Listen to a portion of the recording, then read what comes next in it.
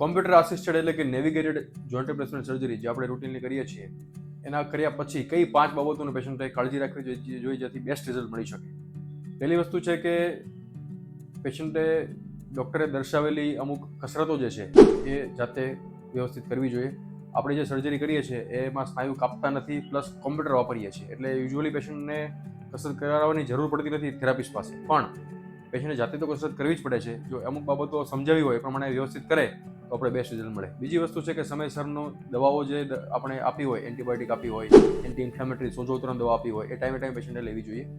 ત્રીજી વસ્તુ છે બરફનો શેક અને ઉપર લગાવવા માટે આપણે ટ્યુબ આપતા હોઈએ જેનાથી પેશન્ટનો સોજો ઓછો રહેતો હોય એટલે એ બાબતનું ખાસ કાળજી રાખવી જોઈએ.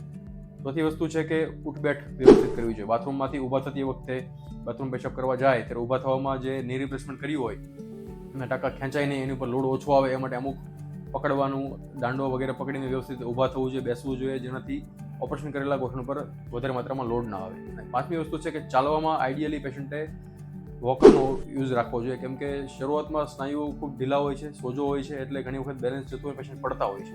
એટલે એ ચાલતી વખતે આઈડિયલી ભલે પેશન્ટ કોન્ફિડન્ટ હોય કે હું ચાલી શકું છું પણ 5-7 દિવસ એટલીસ્ટ પેશન્ટે વોકરનો ઉપયોગ કરવો જોઈએ જેથી પડી જવાની બીક ના રહે આપણને.